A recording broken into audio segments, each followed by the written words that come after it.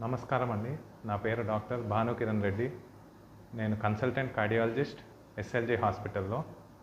ఈరోజు మనం heart attack గురించి డిస్కస్ చేద్దాం. హార్ట్ అటాక్ అంటే గుండెకి సంబంధించిన రక్త నరాలలో ఏదైనా బ్లాక్స్ లేదా పూడికలు ఏర్పడినప్పుడు గుండె కండరానికి రక్త సరఫరా అనేది తగ్గుతుంది. అలాంటప్పుడు ఆ కండరానికి ఇంజురీ జరుగుతుంది. దీన్నే హార్ట్ అటాక్ అని పిలుస్తాం. దీన్ని ఎలా గుర్తించాలి? మనకి చాలామంది ఓన్లీ ఛాతీ నొప్పి మాత్రమే వస్తుంది అనుకుంటారు. కానీ హార్ట్ అటాక్లో ఛాతీ నొప్పి రావచ్చు, లేదంటే ఆయాసం రావచ్చు, లేదంటే కొందరికి జస్ట్ జనరలైజ్డ్ వీక్నెస్గా, లేదంటే ఫెటిగ్ అంటే చాలా అలసిపోయినట్టుగా అనిపించడము, చక్కెర వచ్చినట్టు అనిపించడం, ఇవన్నీ కూడా ఉంటాయి. సో ఫస్ట్ వచ్చేసి ఛాతీ నొప్పి.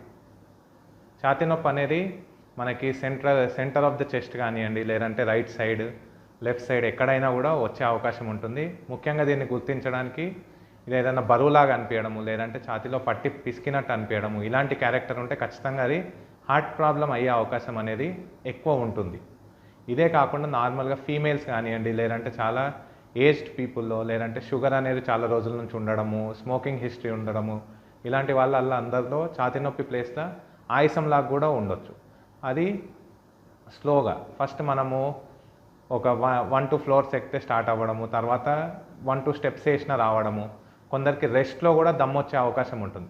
సో బేసికల్లీ ఏంటంటే వీళ్ళకి ఆల్రెడీ హార్ట్ అటాక్ వచ్చి మజిల్ దెబ్బతిని హార్ట్ ఫెయిల్యూర్లకు పోయి దమ్ములాగా కూడా ప్రజెంటేషన్ అనేది ఉండొచ్చు. ఇంకొందరిలో ముఖ్యంగా ఫీమేల్స్, డయాబెటిక్ పేషెంట్స్లో ఏదన్నా గిడ్డినెస్ అంటే తల తిరిగినట్టు అనిపించడము, లేదంటే గుండెలో దడలాగా ఉండడం, ఇవన్నీ కూడా మనకి హార్ట్ అటాక్ యొక్క సిమ్టమ్స్ కావచ్చు. సో హార్ట్ అటాక్ వచ్చిన వెంటనే మనము తీసుకోవాల్సిన జాగ్రత్తలు ఏంటంటే, మనకి ఏదైనా డౌట్ ఉందంటే వెంటనే పక్క వాళ్ళ సాయం తీసుకొని, ఎందుకంటే ఆల్రెడీ హార్ట్ మజిల్కి రక్త సరఫరా తక్కువైంది కాబట్టి అది ఆల్రెడీ దెబ్బతింటూ ఉంటుంది. సో అలాంటి పరిస్థితుల్లో మీరు నడిచినా, లేదంటే ఏదైనా ఎగ్జర్షనల్ యాక్టివిటీస్ చేస్తే హార్ట్ మజిల్ ఇంకా దెబ్బతిని సడన్గా గుండె ఆగిపోయే అవకాశం అనేది పెరుగుతుంది.